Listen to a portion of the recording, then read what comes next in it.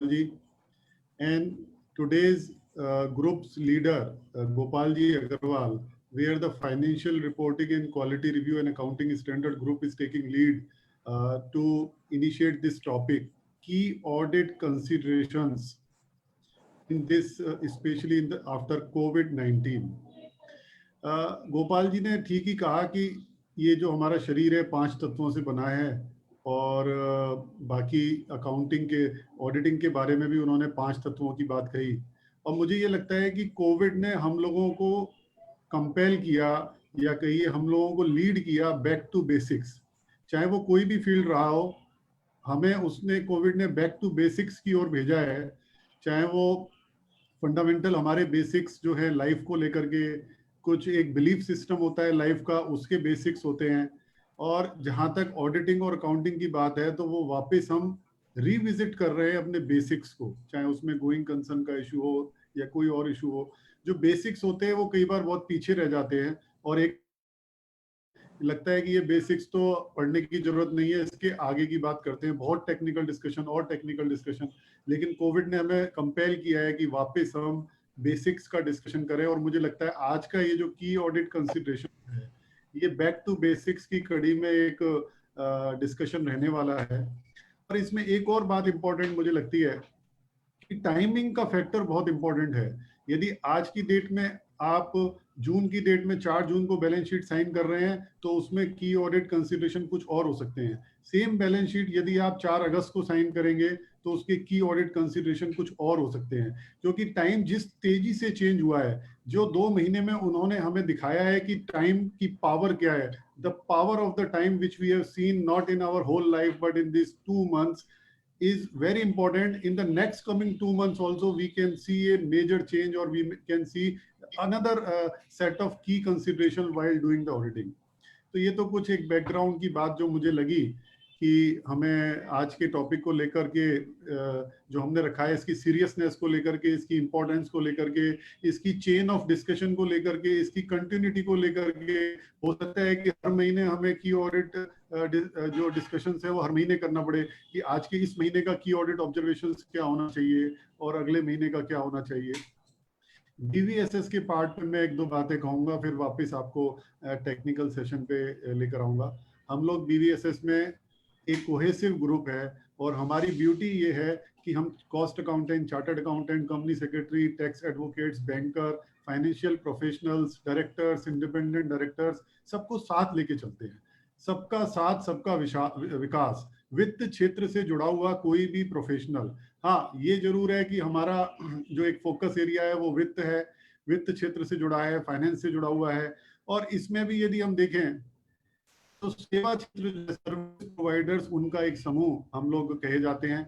हम लोग think tank की तरह भी काम करते हैं, पॉलिसी पर डिस्कशन करते हैं और इकोनॉमिक पॉलिसीज के ऊपर समय समय पर डिस्कशन करते हैं। यदि मैं बीवीएसएस का पूरा परिचय ठीक से यहाँ पर दूं तो मुझे लगता है कि ये आज का कार्यक्रम भी कम पड़ेगा, क्योंकि जो मुझे मिली है, खास करके एज ए प्रेसिडेंट जो मैं बात करूं, या जो लीगेसी हमारे पास टीम बीवीएसएस के पास है, वो अपने आप में एक बहुत अच्छी बात है जो मुझे कहना चाहिए कि हम लोगों ने जिसको लिया है आगे, और आगे हम जिसको ले जाएंगे। तो इस तरह के डिस्कशन कोविड के बाद, मार्च के बाद, और जब वो कर्फ्यू के बाद से ही हम लोगों ने डिजिटल प्लेटफॉर्म पे बहुत सारे डिस्कशंस को किया। अलग अलग लेवल पे हमने डिस्कशंस को किया, अलग अलग स्टेक होल्डर्स या स्पेशलिस्ट एक्सपर्ट्स के साथ हम लोगों ने इस डिस्कशन को किया। तो बीवीएसएस में हमारा ये प्रयास है, जैसे कि आप मोटो देखेंगे हमारा बीवीएसएस का, तो वो है कंट्रीब्यूटिंग इन नेशन बिल्डिंग। तो कंट्रीब्यूटिंग इन नेशन बिल्डिंग को हमने दो तरह से समझा। एक तो जो हमारा एसएमपीज है, स्मॉल एंड मीडियम प्रैक्टिशनर्स है, उसकी कैपेसिटी बिल्डिंग करके वो इस पोजीशन में आए कि वो अच्छी सर्विस दे सके। अच्छी सर्विस दे पाएगा तो वो नेशन बिल्डिंग का एक पार्ट होगा। और दूसरा हमने इसको इस तरह से लिया कि जो सोशल इश्यूज हैं, जो इम्पोर्टेंट इश्यूज हैं, जहाँ पे चाहे वो नेशनल सिक्योरिटी से रिलेटेड इशू हो, चाहे वो इकोनॉमिक्स से इशू हो, चाहे वो और सोसाइटीज के कोई इशू हो, उनको भी विभिन्न फोरम्स पर हम लोग उठाते रहे हैं और उसके ऊपर भी डिस्कशन करते रहे हैं। और मुझे ये लगता है कि अब जो समय चल रहा है उसमें हमारी जिम्मेवारी और बढ़ जाती है कि हम इस तरह के सारे इश्यूज को अपने प्रोफेशनल्स के बीच में लेके जाएं, उनका उससे ओपिनियन भी कलेक्ट करें, और जहां जहां जरूरत हो तो उस जो डिसीजन मेकर हैं या जो गवर्नमेंट है वहां तक उन इश्यूज को हम पहुंचाएं कि क्या प्रैक्टिकली दिक्कतें आज समाज में या प्रोफेशनल्स के बीच में हैं। तो मुझे लगता है कि जो आज का टॉपिक है वो बहुत ही रिलेवेंट है, जो नॉर्मल एक किसी भी ऑडिटर के लिए सबसे बेसिक इसको जानना बहुत जरूरी है। और इन सब के साथ मैं आप सभी का जो आज जुड़े हैं इस वेबिनार में, आपका BVSS की ओर से हार्दिक स्वागत अभिनंदन करता हूं। हमारे पैनल में जो एक्सपर्ट हैं अमरजीत चोपड़ा जी, उनका स्वागत है, वो हमारे पार्ट हैं, हम उनका हमेशा अपने उस साथ ही उनको समझते हैं। अनिल गुप्ता जी जो आज इस सारे जो चर्चा है उसको मॉडरेट करने वाले हैं, हमें ऐसा मौका कम मिलता है कि इतने सीनियर पर्सन किसी एक प्रोग्राम को मॉडरेट करें, तो आज हमें उसका एक मॉडरेशन भी उनका मिलने वाला है, उनका मार्गदर्शन मिलने वाला है। अनिल शर्मा जी जो ऑल इन वन है, हमारे किसी भी विषय पर, चाहे वो स्वदेशी हो, इकोनॉमिक्स हो या और कोई बात हो, उस पर सब पे मार्गदर्शन हमारा मिलता है। और गोपाल जी जो शशि गुप्ता जी इस ग्रुप के कन्वीनर हैं, किसी स्वास्थ्य के कारण के से वो शायद अभी ज्वाइन नहीं कर पा रहे हैं, लेकिन गोपाल जी अग्रवाल इसको लीड करेंगे सारे डिस्कशन को। और मुझे पूरा विश्वास है कि हम आज यहाँ से जरूर अपने ऑडिट संबंधित विषयों की जो समस्याएं हैं उनका समाधान खोजने की कोशिश करेंगे और अपने साथ कुछ न कुछ आगे लेकर जाएंगे। आप सबका बहुत बहुत धन्यवाद। गोपाल जी आगे।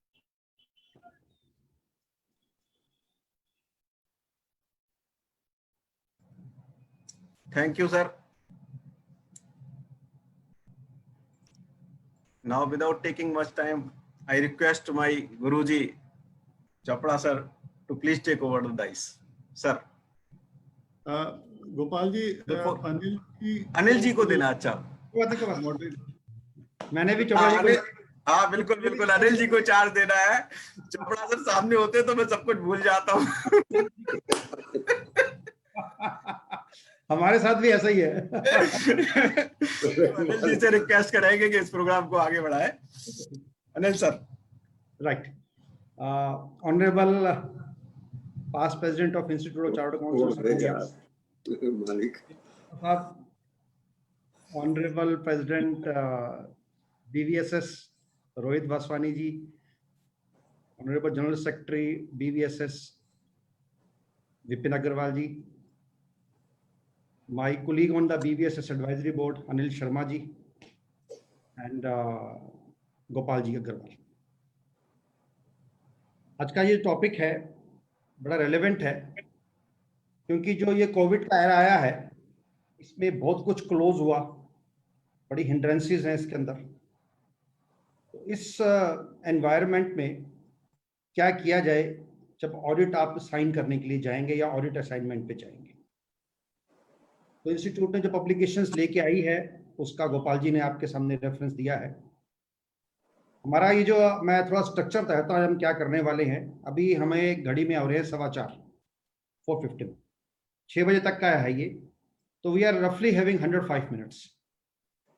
सो 80 minutes we will be devoting to the accounting and the auditing part, and second session will be on the reporting part, because reporting will be all comprehensive. It will cover the inventories, cover the subsequent events, cover the going concern. So to start with, I am requesting Anil Sharma ji. He will start his presentation issue wise issue, and then Chopra Saab will be there for his expert advice. So this is the panel of speakers, and then we have the panel of question raisers. Even Vipin ji is there, Rohit ji is there, and yes, of course, Gopal ji is there, and I will also be raising the questions. And after every issue, we will open the platform for the public also. So roughly there are 3 issues: inventories, subsequent events, and going concerns. So roughly 10 to 15 minutes we will devote to the open session also, so that we can have a churning of that issues and all the practical problems get raised, and our panel of the speakers will definitely love to resolve them, So I am handing it over to Anil Sharma ji.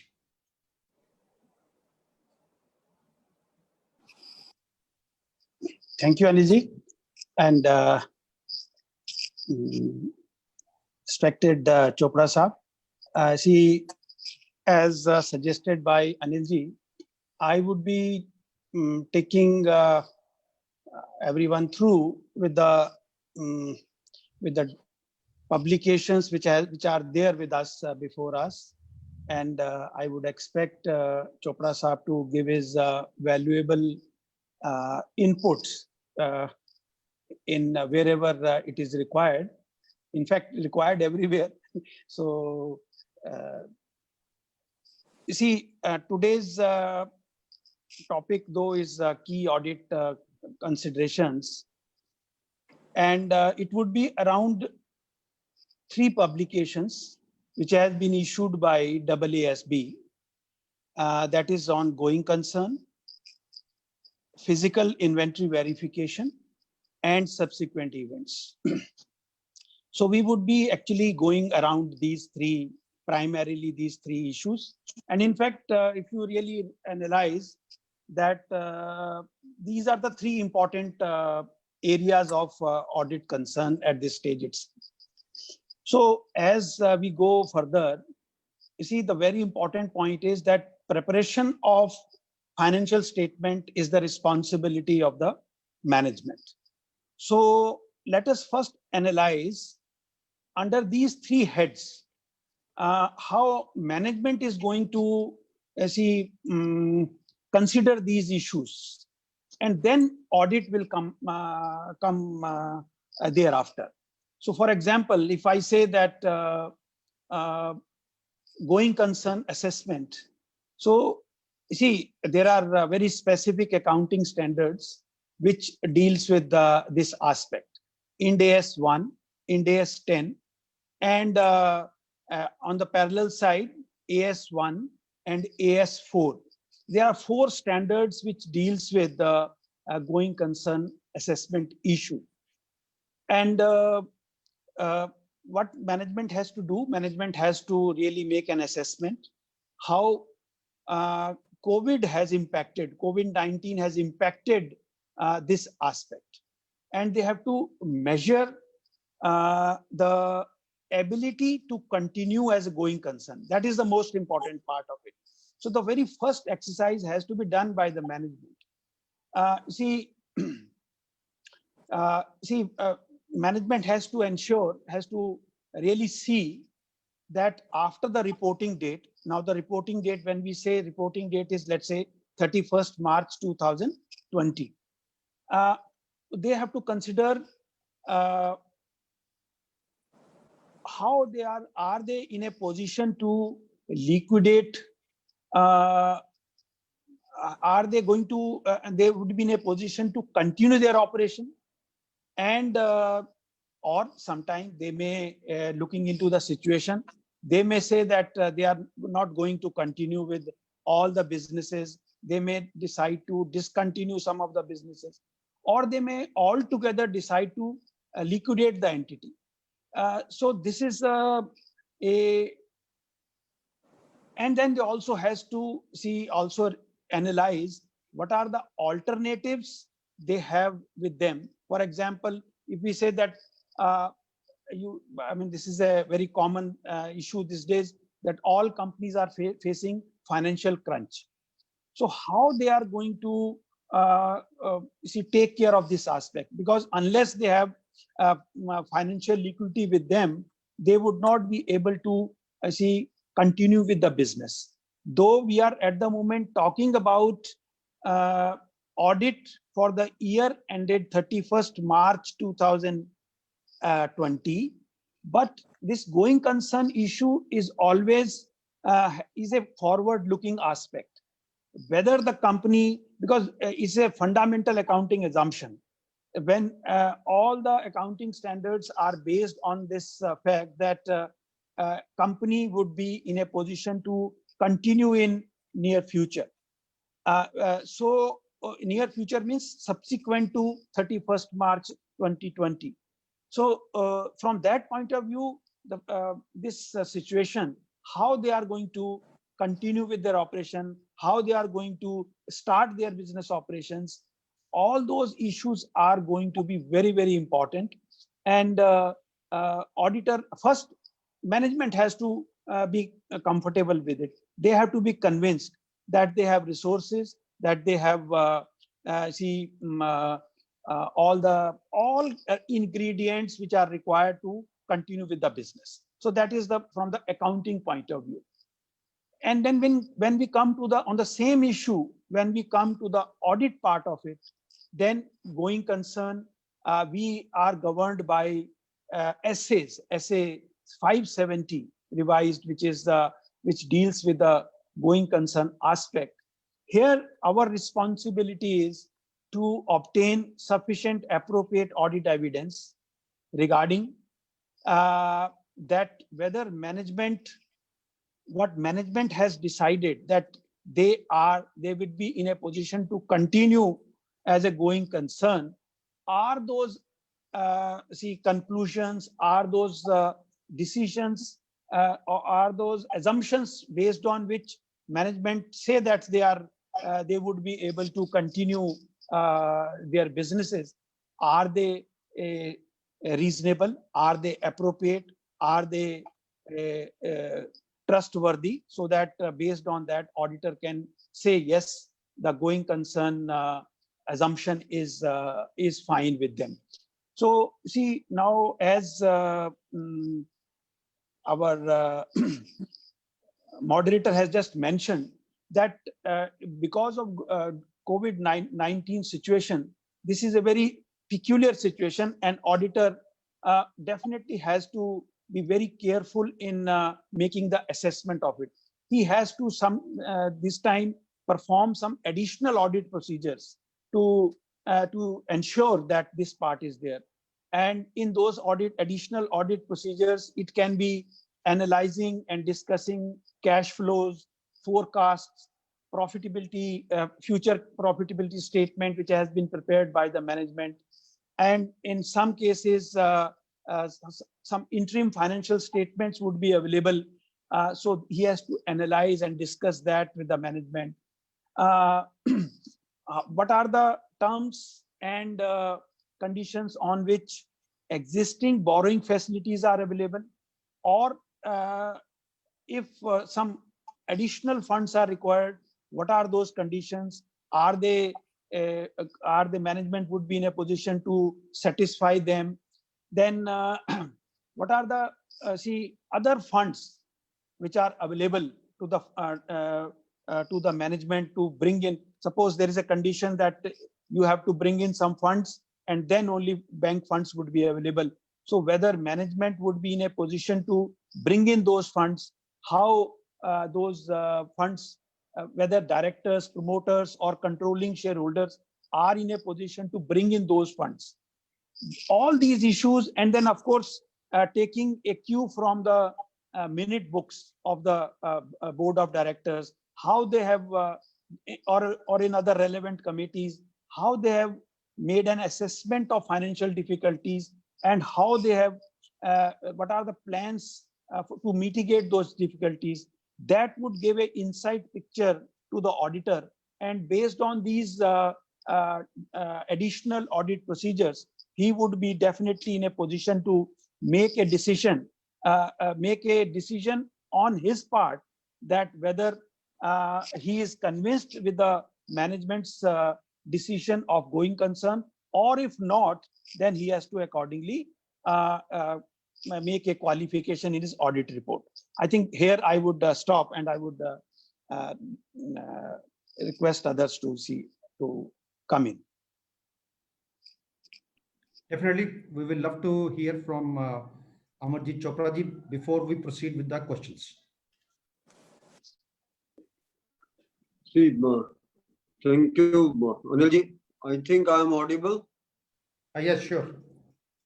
Rohit ji, the president of BVSS, and of course Vipin Agarwal ji, the general secretary, Anil Sharma ji, a very dear friend, and of course faculty of the day, and Now he is known more as economist than anyone else, basically, more than as an accountant. Anil Gupta ji, again a very dear friend, and of course, I can say doing a wonderful job on the social. And Gopal Agarwal ji. He always says, Guru, I think I feel proud of such a chela. If at all if I am his Guru, तो फिर मुझे definitely है कि मेरे पास ऐसा चेला, basically. He is so knowledgeable in that particular way. And all friends who are participating here, let me say one thing that Anil ji talked about the going concern. It will depend upon industry to industry, business to business. There cannot be a same yardstick for every kind of a business. Let's put it that way. I think if I'm going to look at the hotel industry, if I'm going to look at the tour and travels industry, if I'm going to look at the auto industry, if you ask me, my perception is going to be absolutely different. My examination will be absolutely different. My audit will be different. Because if today in hotel industry, someone thinks that in the next 6 months it's going to revive, I think we are living in a fool's paradise. There's no doubt about it. And similar is the case of the aviation industry from that perspective, actually, if you ask me. These taxes on rentals, basically, whichever have been happening and taking the passengers from Delhi to Agra or to someone else. I think all these entities are going to be in deep problems. There is no doubt about it. Whatever managements may prepare, I can tell you that one sits on the board of certain companies where they are also preparing some kind of budgets, which probably we may not be agreeing to. Because if somebody says that in the second quarter the sales will become normal, I think it's foolhardy. And if at all we as board members accept it, I don't think there can be anything more criminal than this sitting on the board in that particular case. So I think it will vary from industry to industry, entity to entity, and then also the capacity of the promoters to bring in the money or to raise the funds. That's very important. And some of the units might have taken even the loss of profit policy for that matter. If someone has taken a loss of profit policy, I think he's in a better shape, and I cannot be able to question its going concern in that particular case. If someone is not having that, someone is not having the capacity to bring the funds again, if someone is not able to raise the funds from the bank itself for that matter, I think in that particular case, this concept of going concern is going to be absolutely different. And one particular thing that I would like to say is each one of us has a misconception somewhere that this concept of going concern has to be tested with reference to next 12 months. If we read the standard itself, basically, SS 570 revised, it says minimum, basically, at least for a period of 12 months, it has to be considered, the information.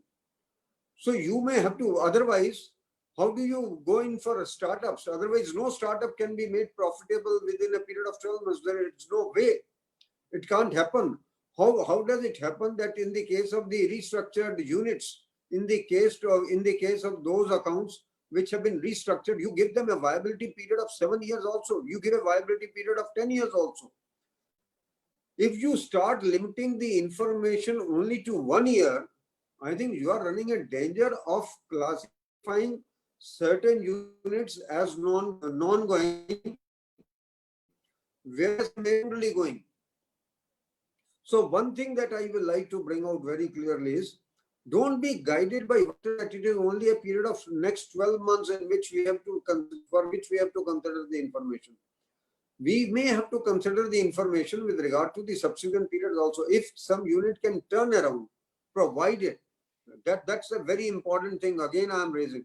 If the provided promoters have the capacity to bring in the money, provided the banks are willing to fund that particular unit, provided there is other venture capitalist which is willing to put in that money, there is any other joint venture which is willing to put in that money, or there are certain other factors which are positive for this particular unit, I will be able to consider even the information with regard to the turnover, etc., for the next 2 years, 3 years, 4 years from there. I will not only consider one year period for the purpose of the turnaround. No, you look at a case today. If Tatas are running certain hotels, for that matter. Now, if Tatas are running hotels, I don't think that I will be able to classify those as on 31st of March as non-going concern, because I know at least the Tatas have the wherewithal to actually bring in the money, and within a period of next 2 years, this unit might again become viable for that matter. You see, it is very much possible that up to 31st of March, you may not have the travelers. There's no doubt about it. You may not have the capacity utilization. But beyond that, I think certain things will start turning around. What I feel personally is, first 2 quarters are washout so far as the Indian economy is concerned, if you ask me. People may be saying first quarter, I personally feel first 2 quarters are gone so far as this part is concerned.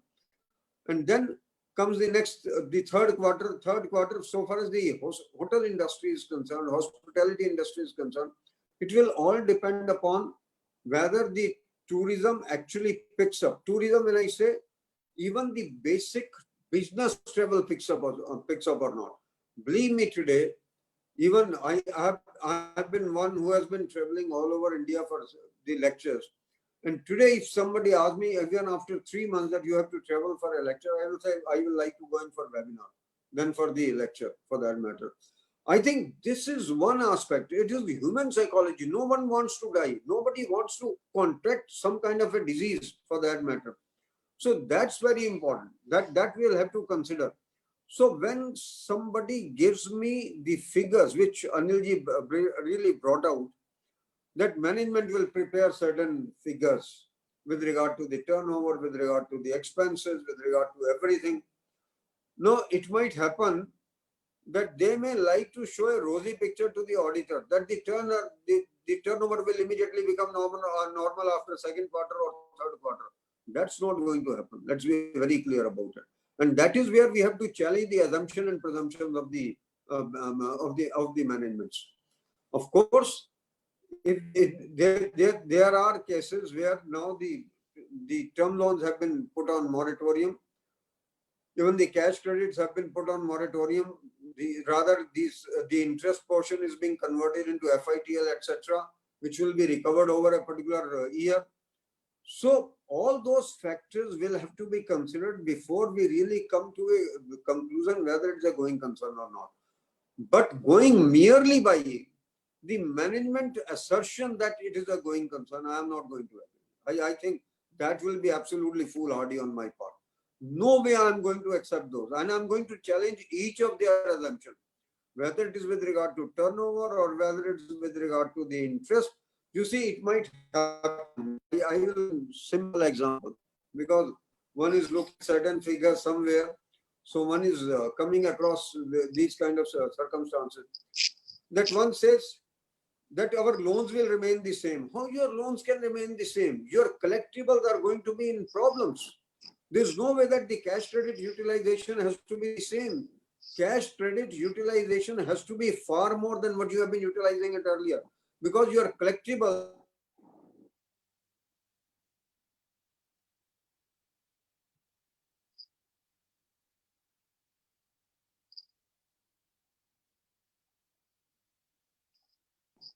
Chopra sir, please unmute yourself. Unmute yourself. Oh, okay, good. Now you can proceed. So what I'm trying to say is that somebody sends me the projection and says that my cash credit utilization will remain the same. I said, don't try to bluff me here. How your cash credit utilization can remain the same? Your collectibles are going to be in deep problems. Your creditors are not going to wait that long. And now, with the definition which has been changed of MSME, which is going to be a real hardship to the business, let me be very clear about it. Now, if you say that the units with an investment of 50 crores and turnover of 250 crores are going to be treated as MSMEs, it means all the payments will have to be made within 45 days. And if you don't make them the payments within 45 days, you have to bear the interest. So nobody has actually looked at this unintended consequence of widening the definition of the, or broad basing the definition of the MSME. Because otherwise, because the moment you bring it under MSME Act and you say that even 50 crore investment plus 250 crore turnover, look at even the companies which are going to supply to the ancillary units to Hero Honda or to even Maruti for that matter. A number of such units may be under these MSMEs. And now Maruti may not be able to sell its products, but at the same time, they have to make the payment within 45 days. And if they don't make the payment within 45 days, they are subjected to interest payment. So I think all these factors, all these assumptions will have to be tested by each one of us. And if we don't do it, I think we'll be failing in our duty. That's the point that I'm trying to make. So 570 lays down broad conditions, absolutely broad conditions, no doubt about it.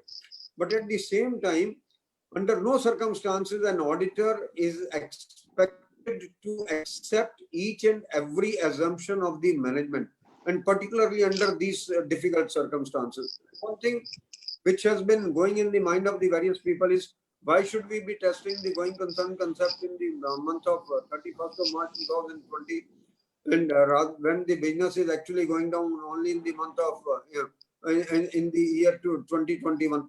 The reason being that the going concern will have to be tested because COVID-19 lockdown began, that period actually began much before this. So we will have to test the going concern as on 31st March. And of course, at the end of every quarter, if it's a listed entity, the auditors will have to test whether it is a going concern or not, depending upon the future projections and respect thereof. That is where I stop, Anilji. Okay. I think both the speakers have given the introduction of the going concern and the subsequent events. So I am starting with the very first question on the physical inventory. But before that, I think Palak raised a question which was very pertinent. When Chopra Saab responded to it, so let me first repeat the question. You can answer it. Our question is very good. It has got three parts. First is, in this closed atmosphere or environment, how can we conduct the audit? Number one. Number two, if we call for the, I am adding to it, if we call for the data in our office, then will it be called a audit? Number three, how can I protect myself from this COVID if I have to visit any of the sites or the offices of the client? So Chopra Saab to respond to it. See, number one, I think I would like to start from the last question, if you don't mind, Sure. For that matter. See, her last question is very pertinent, and that is not with regard to herself. Palak का question है ये question ये है कि अगर मैं अपना कोई एम्प्लॉय या अपना आर्टिकल कहीं पे भेजता हूं या भेजती हूं और उसको कोविड-19 कॉन्ट्रैक्ट कर जाता है वो, so can he claim something against me or can't he claim something against me? I think that's the main point. That's another aspect of it. I think that's very important. I personally feel each one of us must get our staff insured now, immediately. And we must take that insurance policy under all circumstances, because I think otherwise we are running a great risk. There is no doubt about it. After all, I am responsible for my staff, whatever anybody may say. The article may be willing to go, but his parents may not allow him to go. One thing that we are all forgetting is, we are all expecting that the moment the office is open, we will be able to get into the normal mode of practice. It is not going to happen. Let's be very clear. Even next 3 months, it will not happen. And so far as the CA offices are concerned, there is another problem, which is, I am going to add another problem to this, dimension to this. See, your exams were to start in May. These were deferred to June. Now these are starting in July on 29th. These will not end before 20th or 30th, 25th of August. So when your articles come to you, when your articles will be coming, By that time, your audits would be over, if you ask me. So let's be very clear about it. There is another dimension to the problem. So you have to work with your paid staff more and your staff and yourself. So far as yourself are concerned, you may be willing to take a chance. No doubt about it. You see, if you have a client and you have to handle a client, you have to find ways and means to handle it. And in today's world, I think one thing which this COVID-19 has shown is we have to adapt the change. We have to be absolutely adopting this change. If we don't adapt ourselves to the changing environment, I think we are going to run into a severe problem. Today, the information will have to be taken on cloud. The only thing is don't enter the server of the client. Because if you enter the server of the client and something goes wrong, then what the client can do to you, it is unbelievable basically. You seek the information on cloud, you take the information on cloud, sit in your office, analyze the information, whatever you can do.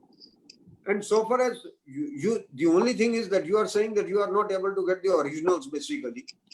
Now, if there are certain expenses vouchers, there are certain purchase vouchers, there are certain sales vouchers, I think to an extent I shall be able to rely upon that. But if there is something abnormal about that, which you come across, after all, even in the course of the audit, we all do that. It's not that we are not doing it.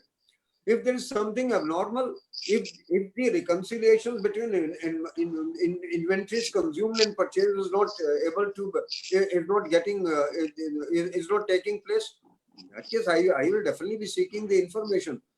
And if you feel that the client is not willing to provide certain information, basically, even on the electronic mode, scope limitation is the answer, basically. You will have to qualify the report. You have absolutely no choice with regard thereto. And so far as under certain circumstances, if you feel even that certain things you have not been able to verify because of the COVID-19, but you don't treat it as a scope limitation, you can bring it in the key audit matters camps, or you can bring it under matters of emphasis, depending upon the severity of the matter, basically. I will leave it at this thought process. Anilji. Anil, I want to add one thing. Rohit want to say something. Rohit. Yes, one thing. You well advised that we should get our staff insured. That is no doubt about it. But what happens when the student is going for ICI examination in July, and if he is infected with COVID, then what is the liability of ICI for that purpose? Should ICI also get the students insured? Let me be very clear about it. No university is going to get it done. No university is going to get it done. No, I don't think the institute will get it done. Even not the coaching classes will do it. Make out whether he wants to appear in the examination or not. I think when he goes for my client, then it is my responsibility. When he is appearing for the exam, it is his obligation. We need to differentiate between the two. Right. Anil Sharma ji, just extending this issue, which has been raised by, or rather very well answered by Chopra Saab. What about the physical inventory, physical verification of inventory? Because you see the unit started closing on 20th, 21st March. So still there were 10 days roughly for the year to close. So how to handle this? You see, once again, when we come to inventory measurement, inventory, this thing, then Verification. First look at the accounting standards. So what is the requirement of accounting standards that management has to comply with? And then we will look into the aspect of how auditor is going to comply with the requirement, what SA requires it to do. So Ind AS 2 or AS 2, which are the connected related accounting standards, see, as per them, there is looking into the, if you really analyze those standards, in this present situation, management has to look into the aspect of some writing down some inventory because of the net realizable value that is not going to be the same. Reasons may be the reduced movement of inventory there may be decline in selling prices, there may be some obsolescence in inventory due to lower or lower than expected sales. All these issues may require them to make the valuation, some adjustment in the valuation. That is one part of it. But on the physical verification part of it, because they are required to see when they are when they are valuing the inventory, the first step is to first take the physical inventory value, physical verification of that. And for that, they have to ensure that there are proper systems in place for physical verification. And there comes the audit part of it. SA 501, which is very clearly says that auditor must plan a procedure depending on the circumstances. Whenever the management is looking into the inventory count, he has to ensure that he is present there. So he is not actually, auditor is not responsible for physical inventory, but he is responsible. He should be. SA 50 requires him to be present in that situation. So now, if we look into the present situation, what is that issue? Either physical verification has been done before the COVID-19 period, or it is now going to be done once the lockdown has been lifted. So in these two situations, as per 501 also, auditor has to perform some alternative audit procedures to obtain, of course, he has to obtain appropriate audit evidence that the inventory was in existence and was existing in a proper condition where valuation is considered properly. And what are those alternative audit procedures? First, of course, is the backward and forward calculation. That is one chart management has to prepare, and he has to verify that. But so far as his physical presence is concerned, there, in fact, when we go into this advisory guidance, which has been issued by AASB, they have given 5-6 very interesting alternative audit procedures. One is this guidance has said that auditor can use the work of internal auditor. If let's say in a company there is a regular system where internal auditor does the inventory physical verification at let's say every month, some in a recurring system where there's a inventory valuation system is there, some assets are, some inventory is being physically verified on periodical basis. So work of internal auditor, of course, then there is a very specific auditing essay 610, which says that how you are going to use the work of internal auditor. That also has to be kept in mind. And another very interesting methodology, alternative audit procedure, which has been suggested is that suppose the company is going for physical verification now, and auditor is not in a position to go there, then he can engage other chartered accountants who are located in that particular location where the entity's warehouse or the factory is located, where the inventory is being physically verified. And then instead of he can appoint some chartered accountant to of course he has to put in all the checks and checks in place so that the work is done properly.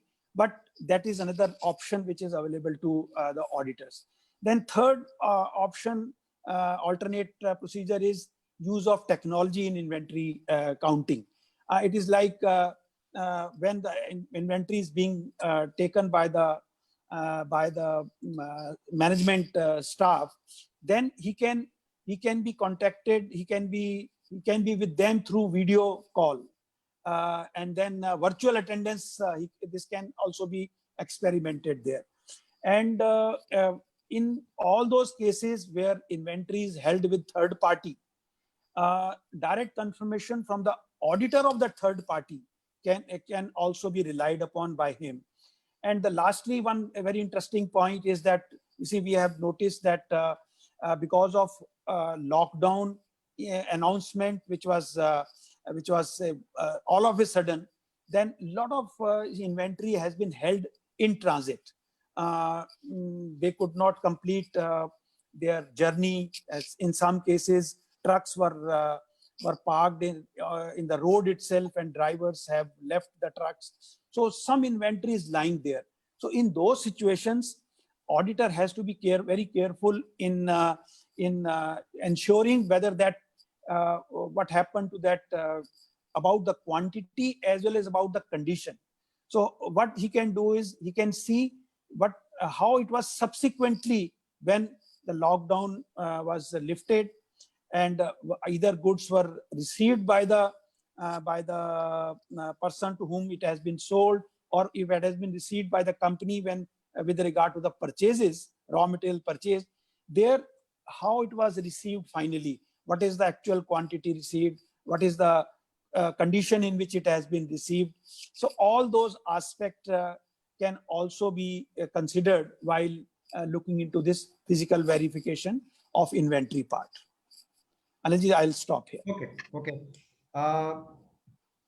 Two questions have been raised. I think they have been very well answered. One is by Mr. Akhilesh Kumar Garg with respect to the additional responsibilities in this situation on the auditors. So Chopra Sahab has already discussed it. I think with the continuing with the discussion, again, it will be covered somewhere else. And with respect to the Reliance, this question has been raised by Nilay. Sorry, Rohit, what you said? Really, in this, there is one issue. What Akhilesh has asked and what has been answered very beautifully. But I say, so far as the inventory is concerned, we have discussed something. But so far as other areas is concerned, There is a column in the Rohit. I will talk later. Okay. Regarding the second question, relying on the work of the internal auditor, that has again been covered very well by Anil Sharma ji. Just extending it, Chopra Sahab, there is an issue which has been raised with respect to the valuation of the stock. Let me give you 2-3 situations, then I will love to. But before that, I will like to react on this physical verification of inventory. You see, we will have to distinguish between the listed entities and the unlisted entities. Let's be very clear about it. So far as listed entities are concerned, up to December, each of the auditor has already signed certain statements. And after all, those results are based upon inventory valuations. Let's be clear about it. And there are a number of companies, I think all good companies are having perpetual inventory system. Can we deny that? After all, even if you read 501 also talks about the perpetual inventory system. It says one way is that yes, we will take the inventory as on 31st of March. And the other thing it says is that there is a possibility. Actually, if you ask me, SA 501 does not say that the physical inventory has to be taken only on 31st of March. It is we people who have created this phobia that the inventory has to be taken only on 31st of March. If you read SA 501 very carefully, it says that inventory may be, physical verification may be undertaken at any point of time. And if you are satisfied with the overall control system with regard to the inventory, it's absolutely fine. Now, if the perpetual inventory system is working well within the organization, and as an auditor, you have been going on quarterly basis, you have been verifying some of the A-class items, you have been satisfied with whatever was physically carried out, and if at all there were any discrepancies, these have been properly adjusted in the books of accounts.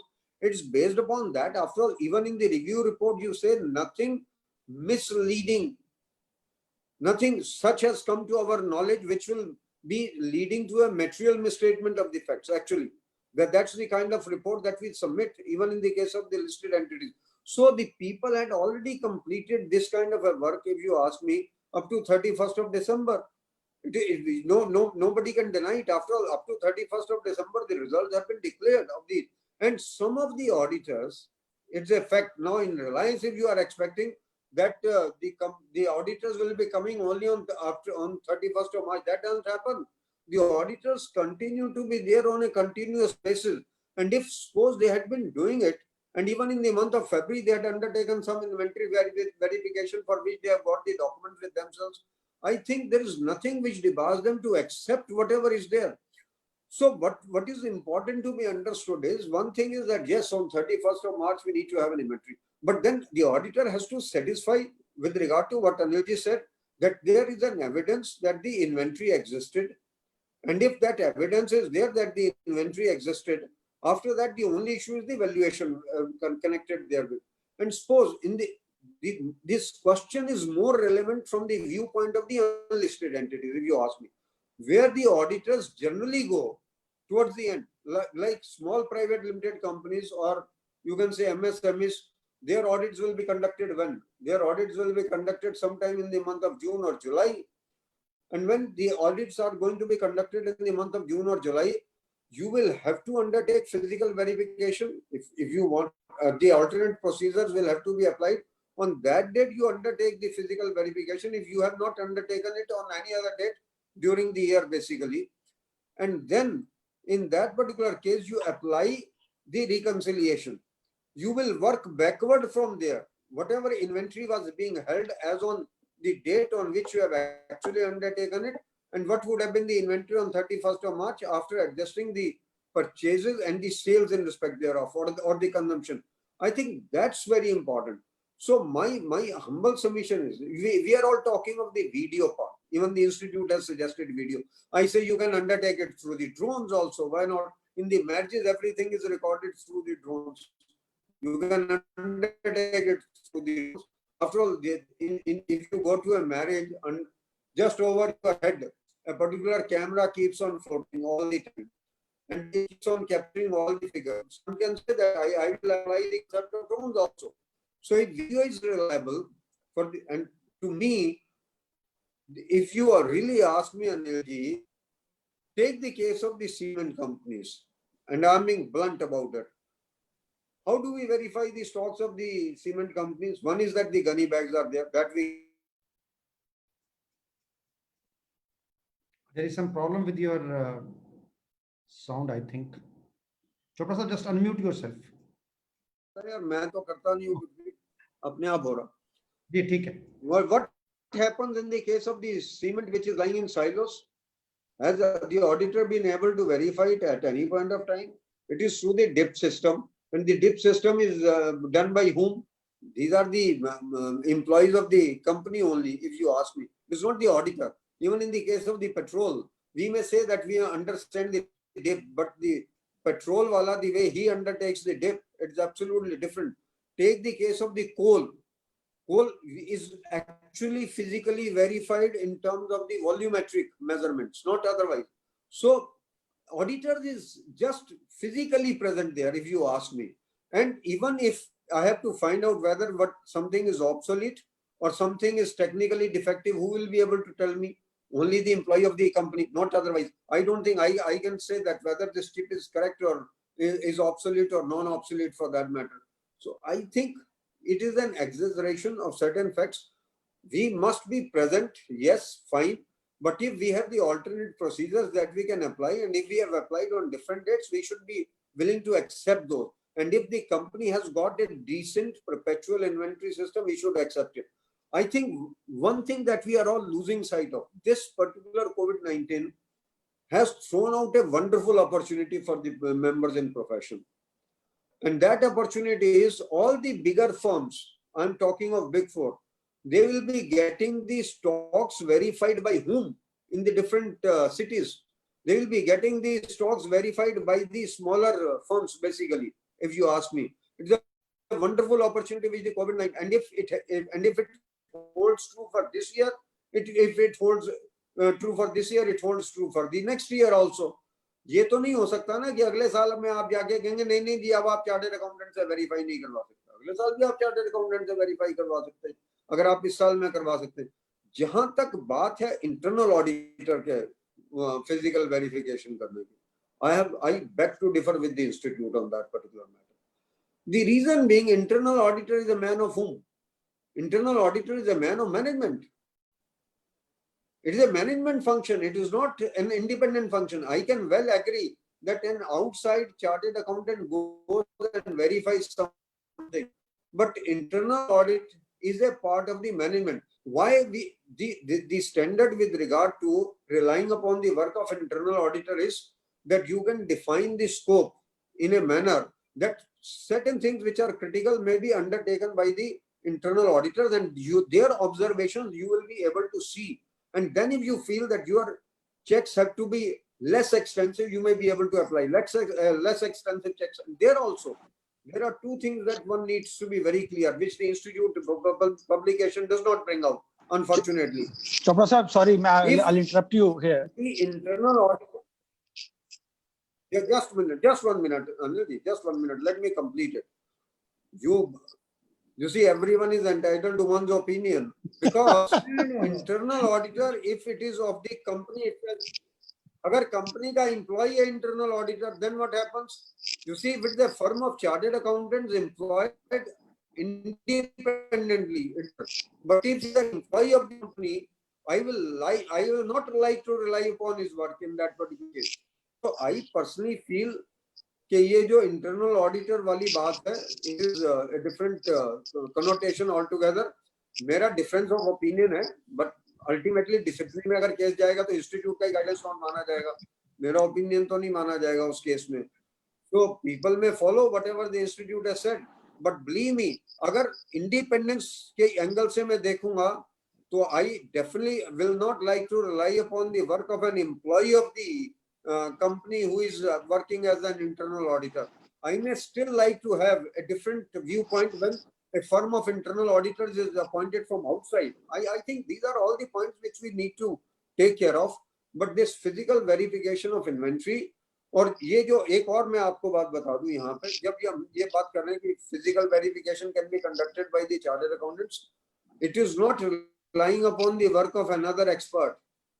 Here, the assumption is that this particular chartered accountant is becoming an extended arm of the auditor himself. This is also very clear. Right. So here he is not an other expert, because other expert is not to be treated as a chartered accountant. Those can be actuaries, those can be lawyers, those can be someone else. But if he is a chartered accountant, then he has to be treated as an extended arm of the auditors. Then this point has been well debated within that group also, for that matter. So I will like to stop here. Yes, Anil ji. Yeah, I think my point has been subsequently answered by him. See, abhi kya hai, see, if you look at practically, in all those companies where internal auditors are see, they have been external separate companies who are doing it. So their reliability of their internal audit, as well as if physical verification of is part of their mandate, I think reliance on that, Chopra ji has also agreed to that to that extent, if it is external a firm of chartered accountant who is doing it, he is only concerned, he is only worried about the aspect when internal auditor as employee of the company itself is doing it, and not otherwise. Rohit ji was adding something. In this particular case, and it has been partly answered also, internal auditor may be the employee of the company, or maybe and I can tell you, Tata have the concept of having employees as the internal auditors. Yeah. So internal auditor may be the outsource independent agency also, maybe the employee also, but the function is same. If you see the part, they are the part of the management. And while doing the attestation function as a statutory auditor, how do you rely?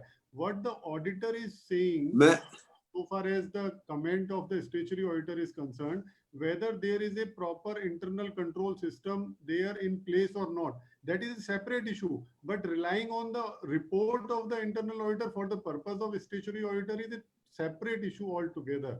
And what I want to add here, the institute has partly answered some of the questions, but what's lacking here is a complete framework, a code in itself for the distance audit is required. because you see how the branch audit has been done in case of banks. Many of the banks has given the distance audit in case of branch audit, and there may be so many disclaimers, so many key audit observations, there may be so many other matters which the chartered accountants have put in there because not going to physically audit the branch itself. So a complete code in itself, framework is required from the institute, which will include the physical inventory also as a part. That's what I want to say in this. Okay, I think we need to stop here with respect to the physical verification. Very good discussion has taken place. Now let's come to the valuation, then we will proceed to going concern. Chopra Sahab, where I just started asking you, with respect to valuation, how many issues are raised with You see the point, I know what you are. Let me Chopra Sahab, let me finish it. So in case of NRV, the very first question which has been asked is, in the subsequent period, for the last 2 months, it was total closure. So from where will you get the current market price and the document for it? That's my first question. Then I will come to the extension of it. Chopra Sahab. See, let's be very clear. When we are talking of NRV and events subsequent to the date of the balance sheet, if I go to Ind AS 10 or I go to AS 4, irrespective of this, basically. See, let's be very clear on one thing. If the conditions existed on the date of the balance sheet, and those conditions get corroborated by events subsequent to the date of the balance sheet, conditions must exist on the date of the balance sheet to be corroborated by the event subsequent to the date of the balance sheet. Now, the condition of COVID-19 existed on the date of the balance sheet. Let's be very clear on that particular point. And if the condition of COVID-19, and it is the COVID-19 which has impacted the sales or the realizable value of everything. See, this particular point is going to be very, very relevant from the oil company's perspective, if you ask me. And the auditors are not finding the courage of conviction to say that the net realizable value has actually come down.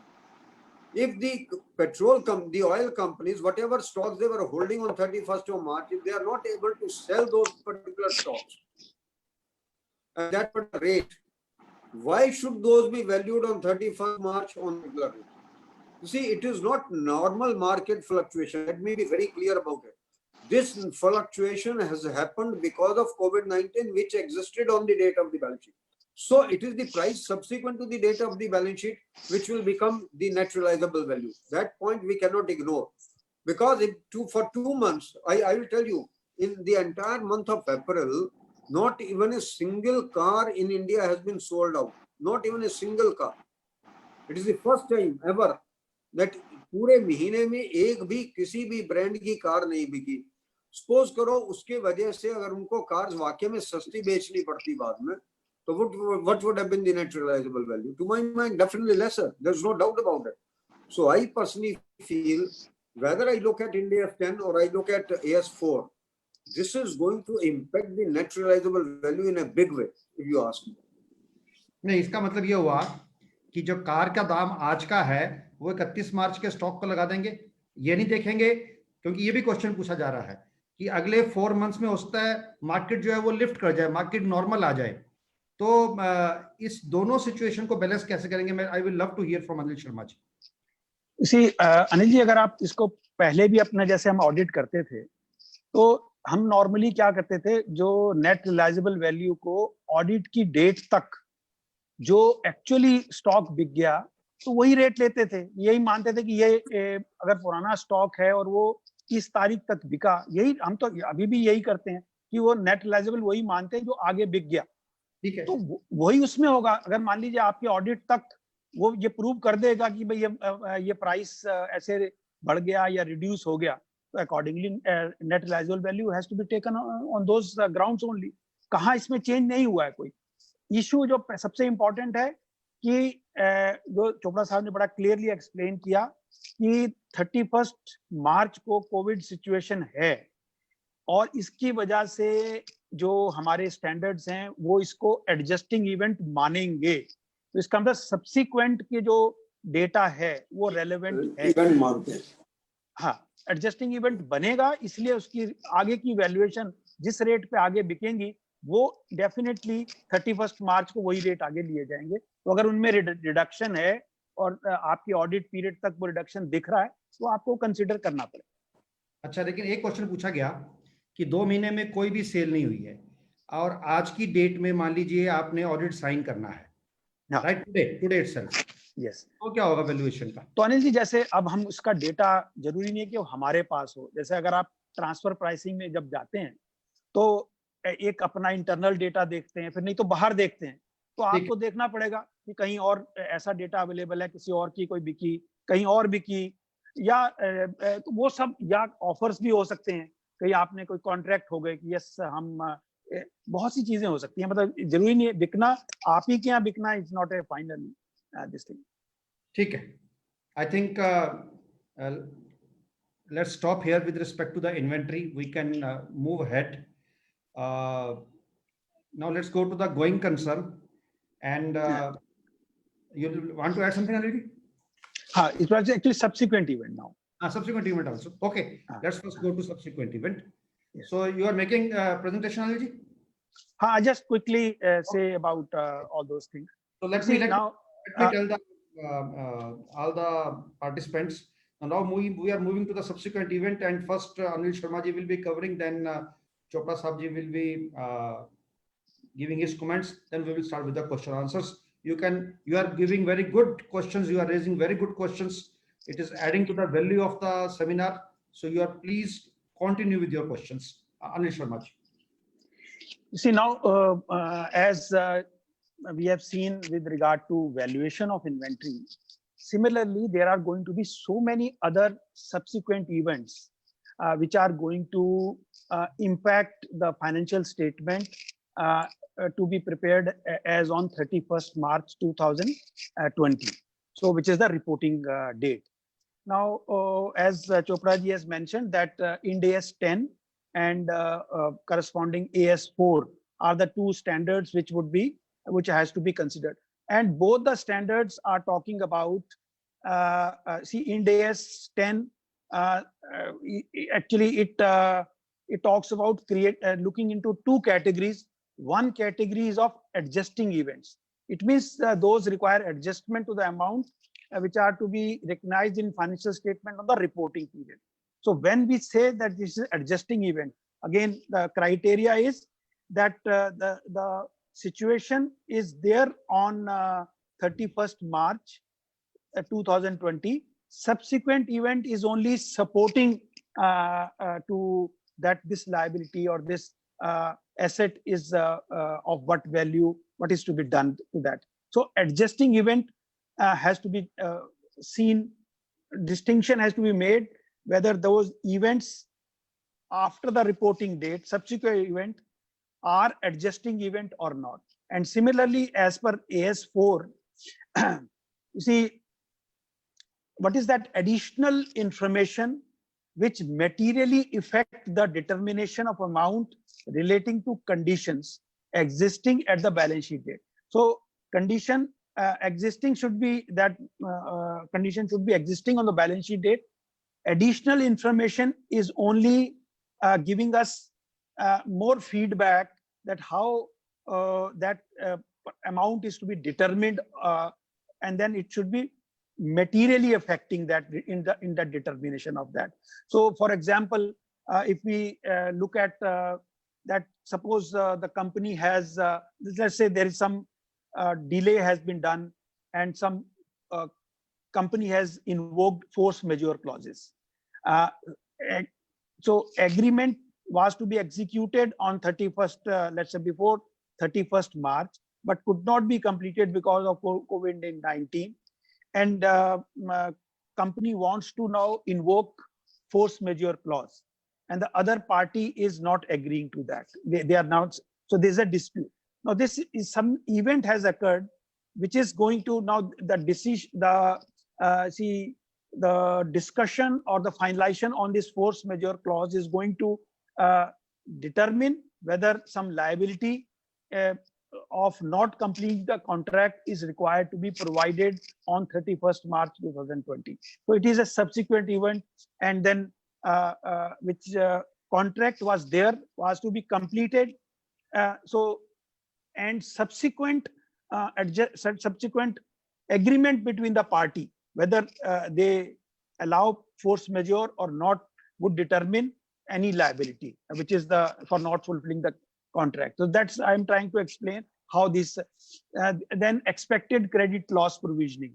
See, it is like valuation of inventory. Similarly, a valuation of receivables. It is expected credit loss. I mean, the way your situation is there, same situation is of your debtors, receivables. Whether they would be in a position to, whether you would be in a position to recover all the amount. Suppose at subsequent date, amount 1 lakh rupee was receivable, but actually they said, I am in a position to pay you only 90,000 rupees. So this 10,000 rupees has to be provided for, because this is already, so this is the event. Again, this subsequent event is determining something, an amount which was recoverable. This way, there are so many things, like there may be employees termination. Suppose on 31st March, you have decided to terminate some of the employees. So what will happen? Because of this event, some new liabilities would have arisen, that they have to pay notice pay, some leave encashment would trigger. All those things has to be now provided for. So this type of subsequent events, impairment, then again, another important example can be, company has invested in some companies, some investment is there, maybe in subsidiaries, maybe in share market, and those, how their valuation will be done. So again, subsequent event. And again, see, if those valuations, though on 31st March rate would not be available to you. So how you are going to determine those rates of those investment, whether as a current investment, and in the case of long-term investment is, let's say, investment in subsidiary. And if that company is also subject to,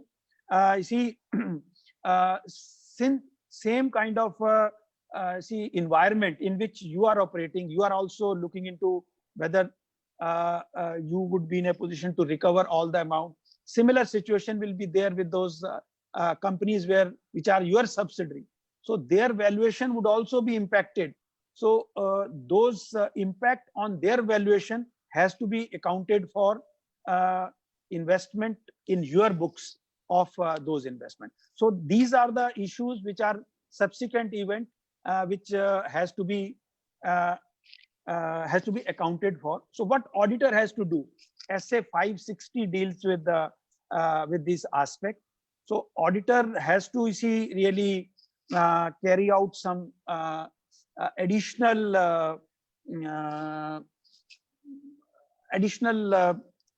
activities to arrive at this. And what are those? It can be, first of all, we call them professional skepticism. He has to do some extra work on those to get that information. And in some cases, written representation can be obtained. In some cases, communicating with those who are charged with governance, like management and other committees, they can also be helpful in determining by the auditor whether this subsequent event is an event which is adjusting event, and whether, if it is an adjusting event, whether company has properly considered that while finalizing their accounts in terms of Ind AS 10 or Ind AS 4, as the case may be. Okay, thank you, Anilji. Chopra Sahab, I have a direct question, taking lead from what Sharma ji just said. We have.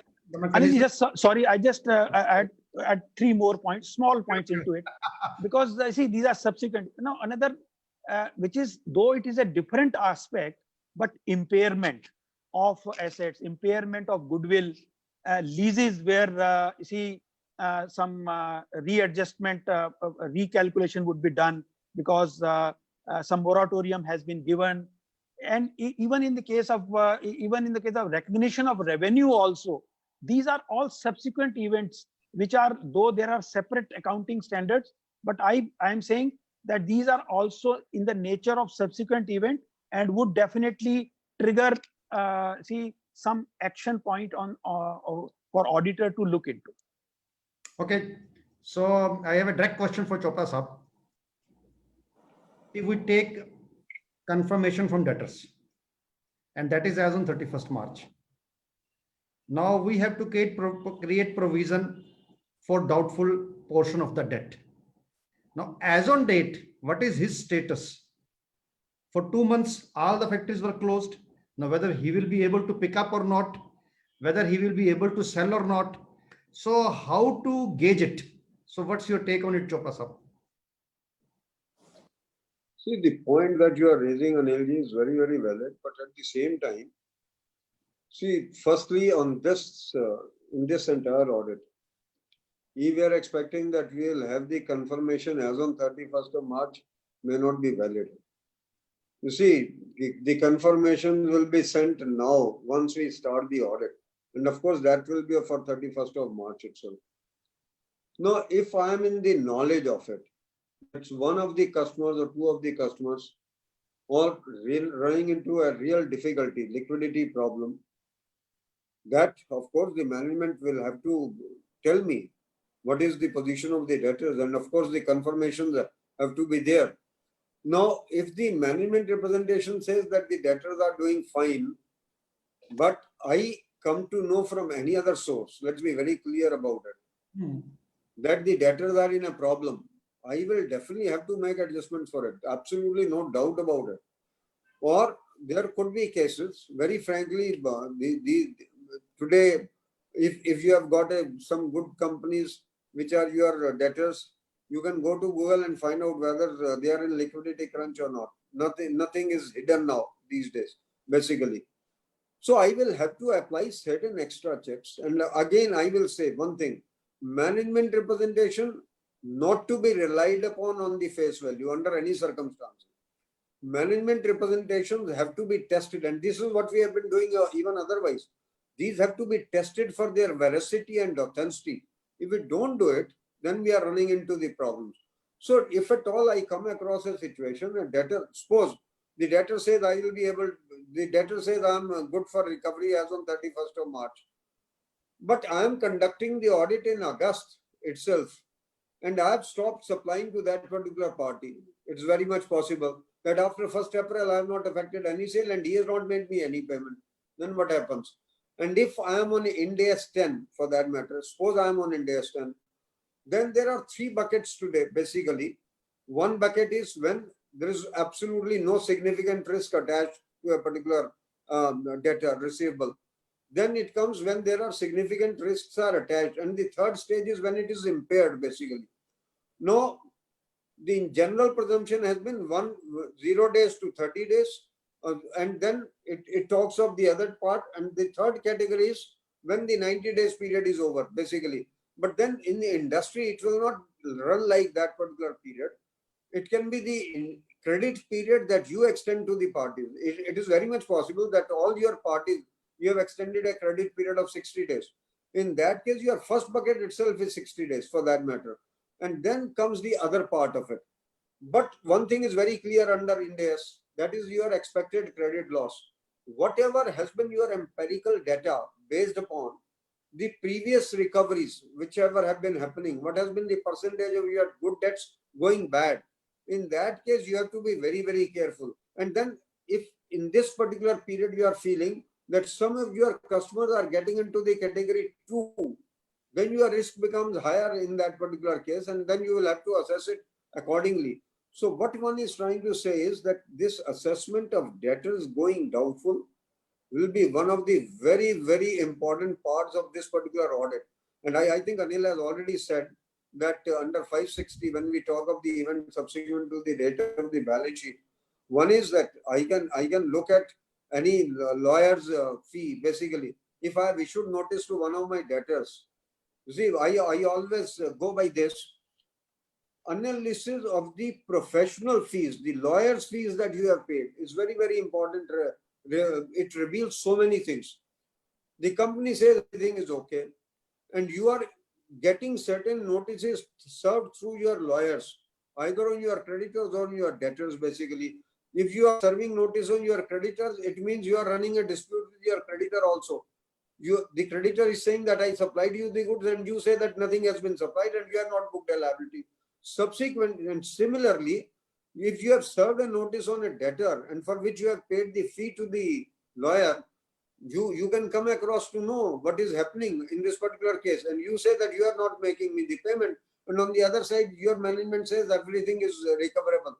To me, analyzing and actually you can say reviewing the entire professional charge paid to the lawyers will reveal you many things.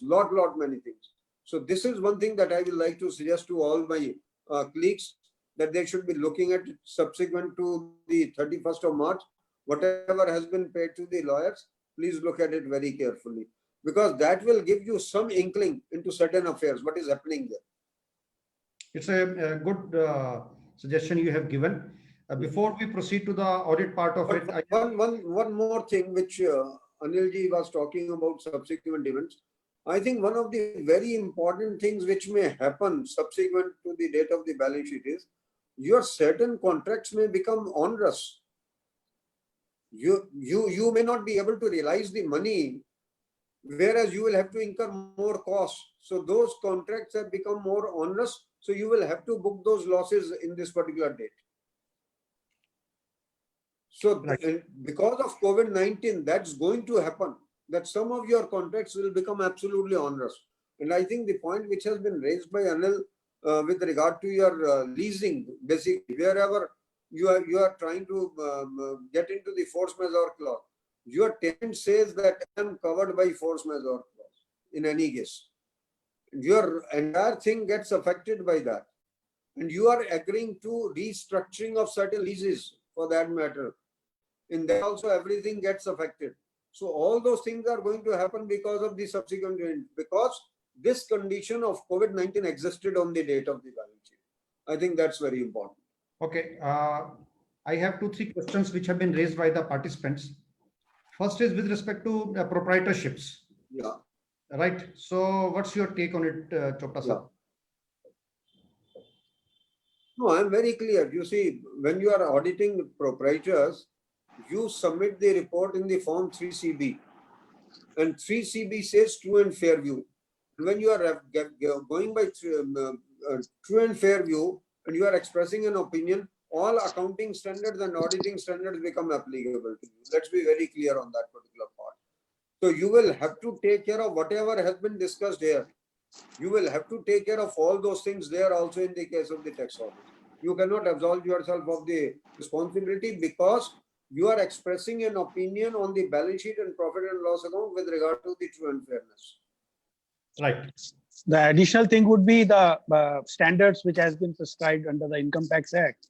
So those would also be to be taken into account. Yes, Anilji, some professionals were suggesting that I think ICDS also need to be amended with to take care of this COVID environment. Okay, Anilji, there is a question by Bhagwan Das ji, which is again relating to the NRV. I am just reading it for you. In case of MRP fixed by the manufacturer, NRV should not be adjusted. Why? Because unless rates are reduced across the board by the manufacturer, selling cars by offering some discounts may be due to the other reasons also. So discount can be due to n number of reasons. So whether MRP is the sacrosanct with respect to the valuation of NRV or not, that's a question. You see, first of all, MRP stands for what? Maximum retail price. So that itself is saying that this is the maximum, you can reduce it.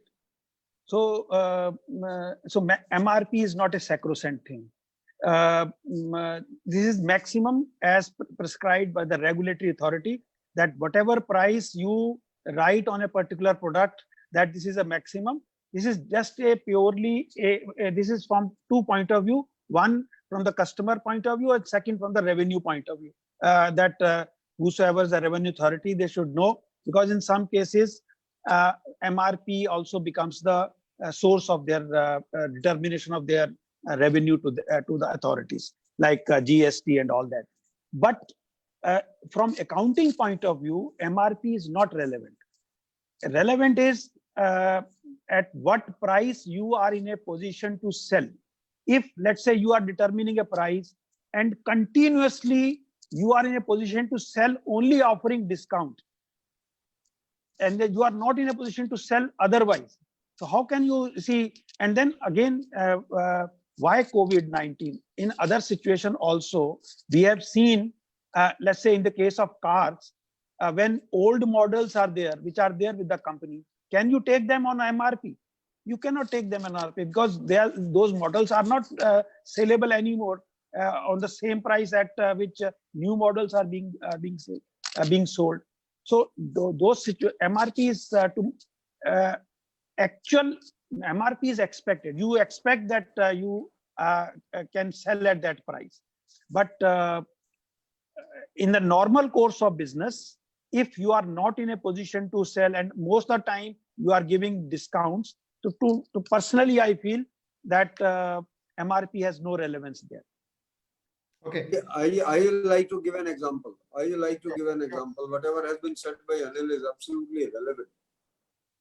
See, all these mobile phones, these keep lying with the various distributors, if you ask me, retailers. Now, all these companies, the moment they change the model, they issue the credit notes to the parties. And the moment they issue the credit notes to the parties, why these credit notes are issued?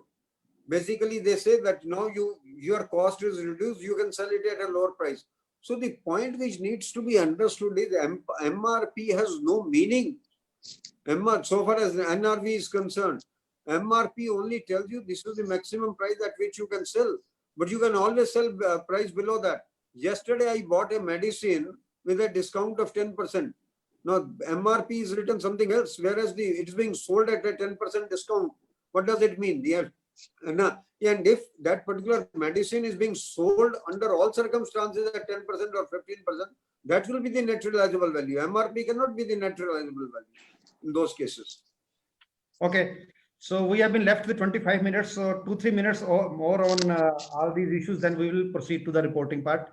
Anilji, there is a question on the valuation of mutual funds. So what do you have to say on it? You see, first of all, if a mutual fund is a listed mutual fund, then there is no problem at all. And second is, you see, if you look at the structure of mutual fund, the fund manager, you see, always keeps on disclosing the valuation of its whatever is there in his in bucket. So if they normally, if you have seen that they invest some in debt, some in short term, some in long term, and accordingly they create their bucket. So valuation based on the ingredient of the investment which mutual fund has made, that determines the value of mutual fund. So it is basically mutual fund itself does not have a value. Its value is determined based on the ingredients, based on the investment which mutual fund has made.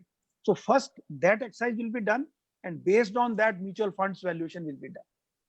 Right. So, okay, if both the learned speakers permit me, can we move to reporting part of it? Yes, yes, please. Okay, fine. Anil, you can start. Fine. Yeah. See, now, since we have seen this issue. But before Anilji, before you move to the reporting part, I'll say there are 2-3 issues which are very important. One is with regard to AS 16 and Ind AS 23 with regard to the borrowing cost. I think each of the companies, particularly in the real estate or where the projects are there, they are going to face this problem.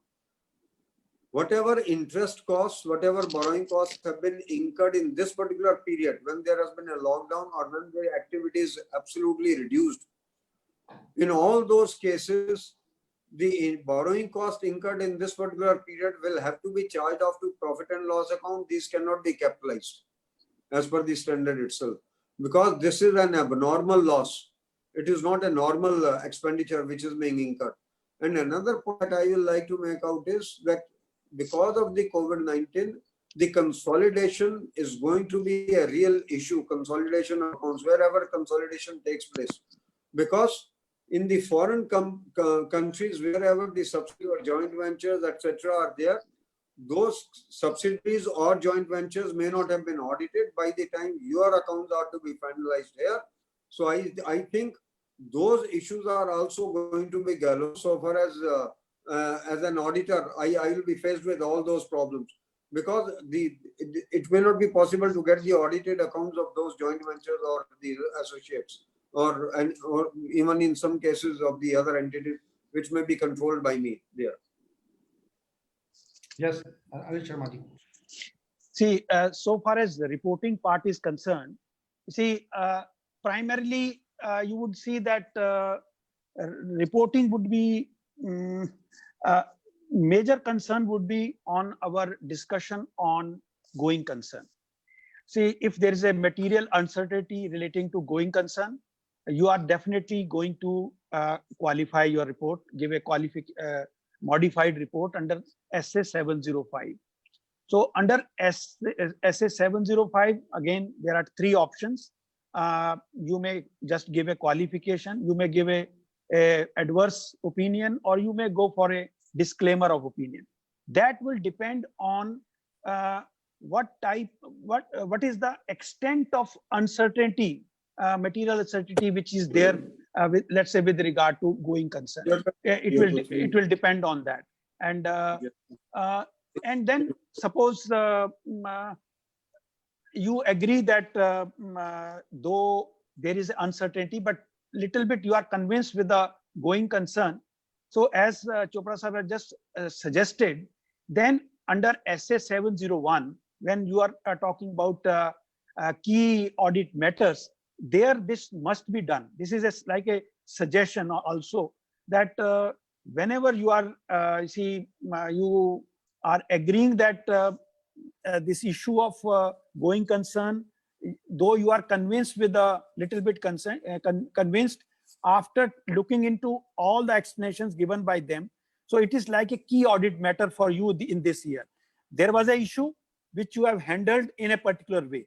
So I personally feel that even in those cases where key audit matters given this SA 701 reporting is not mandatory, there also we should voluntarily this year should include this aspect into our report, especially on relating to going concern and on somewhere on the subsequent events. These two aspects are going to be very, very important.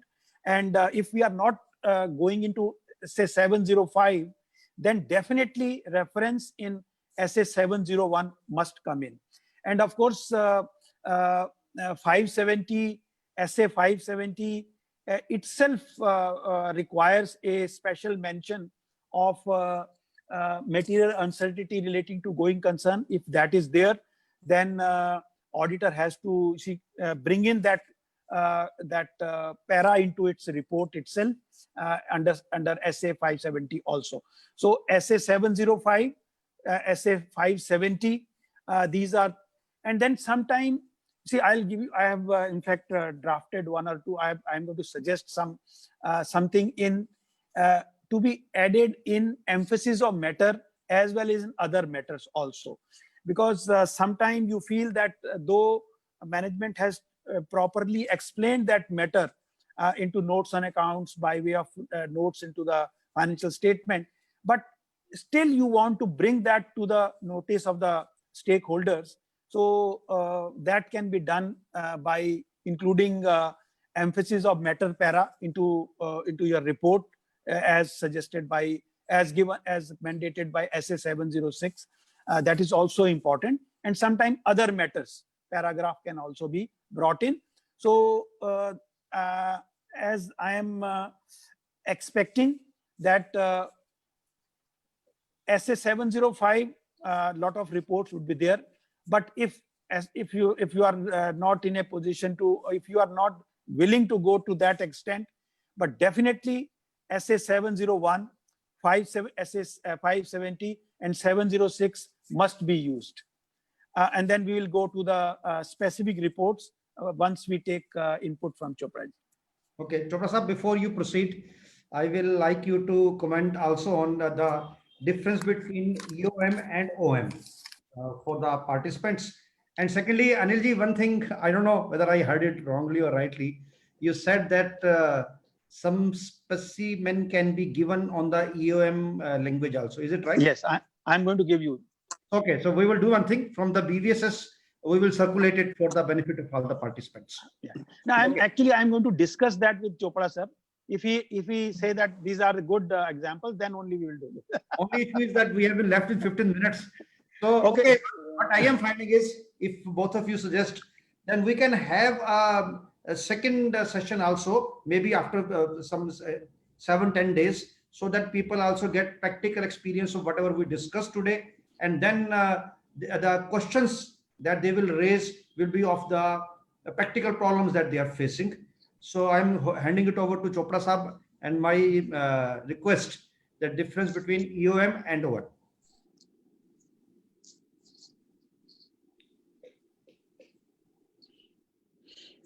Chopra Sahab? Chopra Sahab, am I audible?